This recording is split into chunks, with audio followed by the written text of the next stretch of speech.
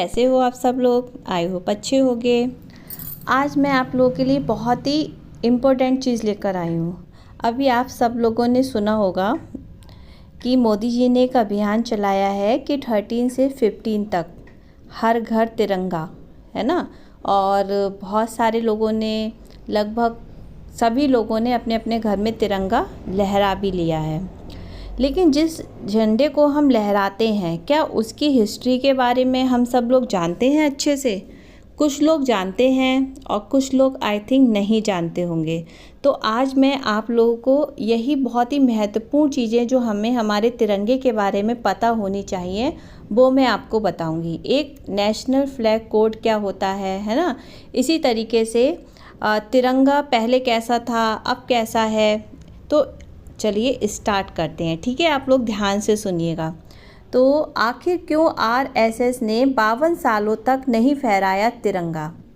देखिए, तिरंगा क्या है? भारत की आन मान शान है। हर भारतीय बड़े गर्व से अपने देश का झंडा फहराता है, क्योंकि जब हम सब लोग जानते ही हैं, जब हमारा झंडा फहराया जाता है तो हमें अंदर से कितना खुशी महसूस होती है, गर्व महसूस होता है ना। तो भारत के तिरंगे के कई स्वरूप भी बदले गए हैं। इतिहास के पन्ने में तिरंगे को लेकर कई सवाल और तर्क दर्ज हैं। इसमें से एक सवाल ये भी है कि बीते 52 सालों से देश के सबसे बड़ा जो संगठन है आरएसएस ने अपने मुख्यालय व अन्य दफ्तरों में तिरंगा क्यों नहीं फहराया था।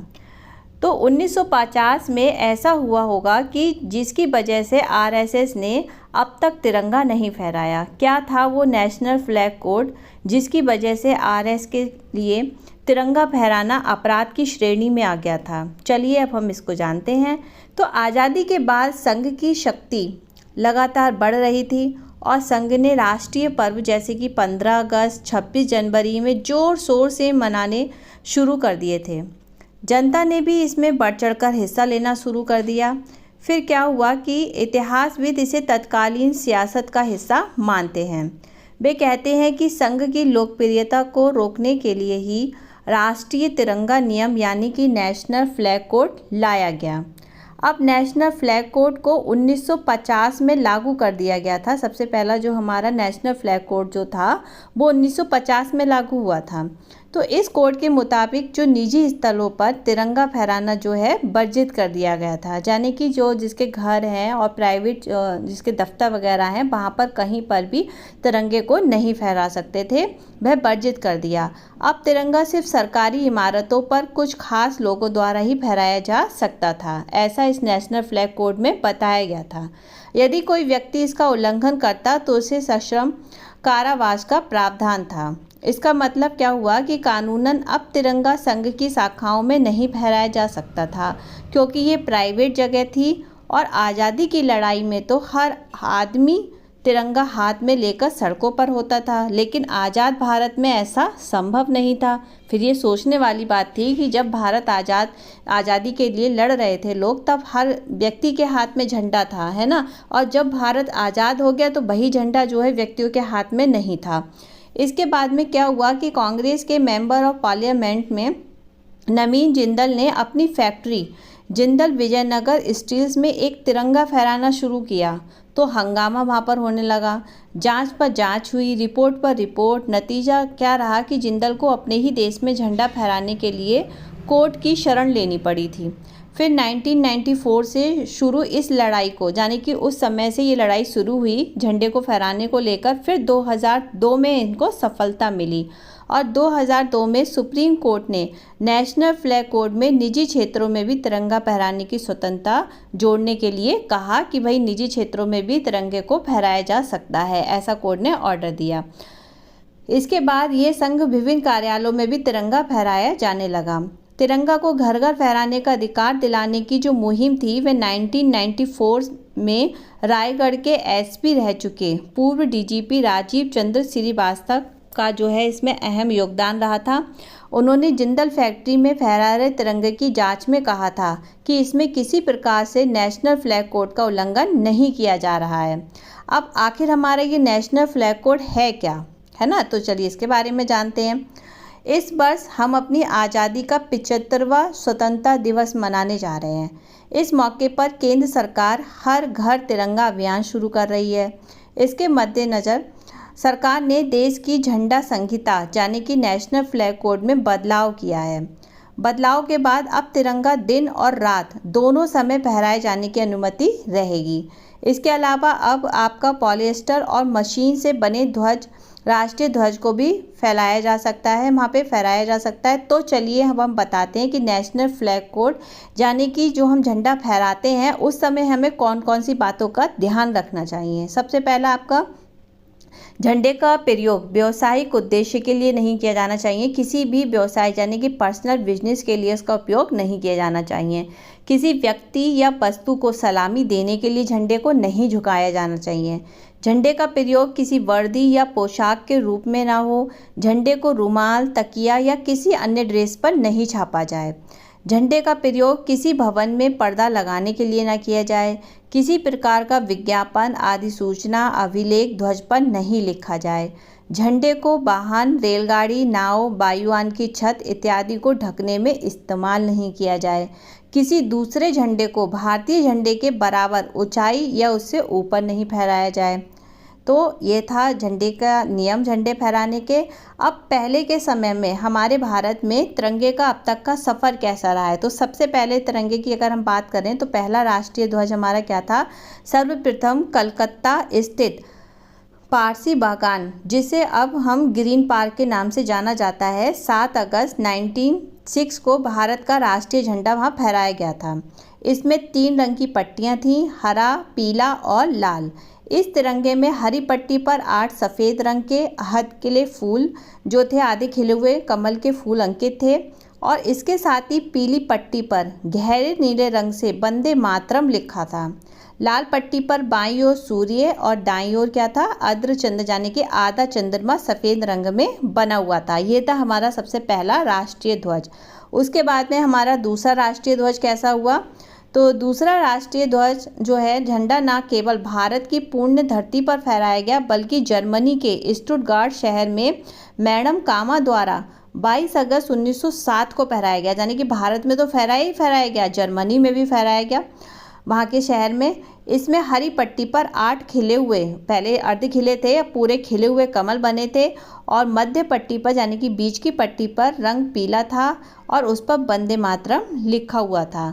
सबसे नीचे वाली पट्टी लाल रंग की थी जिस पर बाईं ओर सूर्य तथा दाईं ओर चंद्रमा बना हुआ था। ये था हमारा दूसरा राष्ट्रीय ध्वज। अब हमारा तीसरा राष्ट्रीय ध्वज, भारत का तीसरा झंडा जो था 1917 में आया।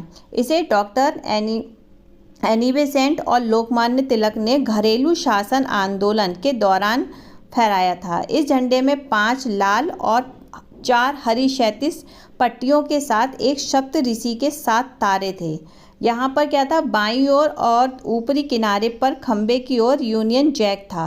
साथ ही एक कोने में सफ़ेद अर्धचंद्र और सितारा भी था। ठीक है। इसके बाद में हमारा चौथा राष्ट्रीय ध्वज। तो चौथे राष्ट्रीय ध्वज में क्या था कि 5 वर्षों तक लगभग 30 देशों के राष्ट्रीय ध्वज के बारे में गहराई से रिसर्च करने के बाद 1921 में भारतीय राष्ट्रीय कांग्रेस के सम्मेलन में पिंगौली बेकैया ने राष्ट्रीय ध्वज के बारे में सबसे पहले अपनी संकल्पना को पेश की। इस ध्वज में 2 रंग थे, लाल और हरा। यहाँ पर हिंदू और मुस्लिम समुदाय का प्रतिनिधित्व करते थे। दूसरे धर्मों के लिए महात्मा गांधी ने इसमें सफ़ेद पट्टी के शामिल करने की बात कही। इसके साथ ही यह सुझाव भी दिया गया कि राष्ट्र की प्रगति के सूचक के रूप में चरखे को भी इसमें एक जगह मिलनी चाहिए। फिर हमारा 5वां राष्ट्रीय ध्वज। अपने सफ़र को इसी प्रकार चालू रखते हुए 1971 के बाद भारत के राष्ट्रीय ध्वज का स्वरूप बदल गया। फिर 1931 में आपका भारत का चौथा राष्ट्रीय ध्वज जो था 10 सालों तक अस्तित्व में रहा, और यानी कि 10 साल तक चौथा ध्वज जो है वह फहराया गया। और इसके बाद में चौथे राष्ट्रीय ध्वज की तरह से 5वें राष्ट्रीय ध्वज में भी चरखे का महत्वपूर्ण स्थान रहा। इस बार झंडे के रंगों में परिवर्तन किया गया। चरखे के साथ ही केसरिया, सफ़ेद और हरे रंग का संगम रहा। इंडियन नेशनल कांग्रेस ने औपचारिक रूप से इस ध्वज को अपनाया। अब वर्तमान का राष्ट्रीय ध्वज हमारा, इसके बाद में अगले एक दशक के बाद 1931 में तिरंगे को कुछ संशोधनों के साथ राष्ट्रीय ध्वज के रूप में अपनाने का प्रस्ताव जो था पारित हुआ। इसमें मुख्य संशोधन के तहत लाल रंग की जगह केसरिया ने ले ली और हिंदू धर्म में केसरिया रंग को साहस का, त्याग का, बलिदान, वैराग्य का प्रतीक माना जाता है। उसके बाद में 22 जुलाई 1947 को संविधान सभा ने राष्ट्रीय ध्वज के रूप में इसे अंगीकार किया। बाद में इसमें कुछ मामूली संशोधनों के तहत रंग और उनके अनुपात को बरकरार रखते हुए चरखे की जगह केंद्र में सम्राट अशोक के धर्म चक्र को शामिल कर लिया गया। अब हमारा हर घर तिरंगा अभियान क्या है? तो यहाँ पर केंद्रीय गृह मंत्री अमित शाह जी ने शुक्रवार को लोगों से 13 से 15 अगस्त तक के बीच अपने घरों पर तिरंगा फहराकर हर घर तिरंगा अभियान में शामिल होने की अपील की। सरकार ने भारत की आज़ादी की 75वीं वर्षगांठ पर हर घर तिरंगा की शुरुआत की है। शाह ने सिलसिलेवार ट्वीट पर लिखा कि प्रधानमंत्री नरेंद्र मोदी ने आज़ादी का अमृत महोत्सव के मद्देनज़र इस अभियान की शुरुआत की है। उन्होंने कहा कि इस अभियान के तहत देश भर में लगभग 20 करोड़ घरों पर तिरंगे फहराए जाएंगे, जो हर नागरिक विशेषकर युवाओं के मन में देशभक्ति की अखंड ज्योति की ओर अधिक प्रखर करने का काम करेगा। गृह मंत्री ने कहा कि मैं सभी से अपील करता हूं कि 13 से 15 अगस्त के बीच अपने घरों पर तिरंगा फहराकर उस अभियान से जुड़ें। शाह ने कहा कि इससे हम अपनी युवा पीढ़ी में तिरंगे के प्रति क्या करेंगे, सम्मान और जुड़ाव को और बढ़ा पाएंगे। साथ ही उन्हें आज़ादी के लिए संघर्ष करने वाले वीरों के त्याग से अवगत भी करा पाएंगे। और उन्होंने बताया कि राष्ट्रीय ध्वज न सिर्फ हर देशवासी को एकता के सूत्र में बांधता है, बल्कि हमारे अंदर राष्ट्र के प्रति समर्पण के भाव को भी प्रबल करता है। गृह मंत्री ने कहा कि 22 जुलाई 1947 के दिन तिरंगे के वर्तमान स्वरूप को राष्ट्रीय ध्वज के रूप में अपनाने की घोषणा की गई थी। अच्छा, अब आपका जो ध्वजारोहण होता है उससे भी जुड़े हुए कुछ नियम जो हैं वो हमें पता होने चाहिए। तो 15 अगस्त को भारत अपना 70वां स्वतंत्रता दिवस मना रहा है। ठीक है, हर जगह ध्वजारोहण का कार्य होगा। इसी को लेकर इस नियम को विशेष ध्यान हमें रखना है। तिरंगे को फहराया जाए तो उसे सम्मानपूर्ण और उचित सम्मान भी दिया जाए। जो लोग अपने अपने घरों में तिरंगे को लहराएंगे, फहराएंगे, जहाँ पर भी उसको पूरी तरीके से सम्मान दिया जाए, इस बात का ध्यान रखा जाए। अगर झंडा किसी मंच पर फहराया जा रहा है तो ध्यान रहे कि वक्ता का मुंह, यानी कि जो बोलने वाला है, उसका मुंह श्रोताओं की ओर होना चाहिए और झंडा उसके दाहिनी ओर होना चाहिए। तिरंगे के बगल में अगर किसी भी झंडे को लगाना है तो उसका स्थान जो है तिरंगे के नीचे होना चाहिए। तिरंगा किसी भी प्रकार के ज़मीन को छूना नहीं चाहिए। अशोक चक्र झंडे के बिल्कुल बीच में और सफ़ेद पट्टी पर होना चाहिए और उसमें 24 तीलियाँ होनी चाहिए। फटा हुआ या गंदा झंडा नहीं फहराना चाहिए। इसी तरीके से ध्वजारोहण होने के बाद तिरंगा जब हम उतारते हैं तब भी हमें उस समय उसका सम्मान देना चाहिए। और कैसे करना चाहिए, तब हम आपको भारतीय ध्वज संहिता के तहत निर्धारित नियमों के तहत उसे उतारना चाहिए। झंडा उतारते समय उसका पूरा ध्यान रखा जाए। तिरंगा किसी भी प्रकार से नीचे ज़मीन को नहीं छूना चाहिए और ना ही गिरना चाहिए। अगर झंडा फहराते समय, उतारते समय किसी भी प्रकार से कट जाए या फट जाए तो उसे अकेले में ले जाकर नष्ट कर देना चाहिए। ये थी आपके लिए तिरंगे से लेकर बहुत ही महत्वपूर्ण और इम्पोर्टेंट इन्फॉर्मेशन। आई थिंक आप सबको बहुत अच्छी लगी होगी। तो अगर आपको अच्छी लगी हो तो प्लीज़ मेरे चैनल को सब्सक्राइब करना, लाइक करना, कमेंट बॉक्स में मुझे बताना कि आपको कैसा लगा। तो ऐसे ही मैं अलग आपको बहुत सारी चीज़ें अच्छी मैं ऐसी वीडियो में आपको लेकर आऊँगी। तो चलिए फिर मिलते हैं नेक्स्ट वीडियो में। तब तक के लिए बाय बाय, थैंक यू।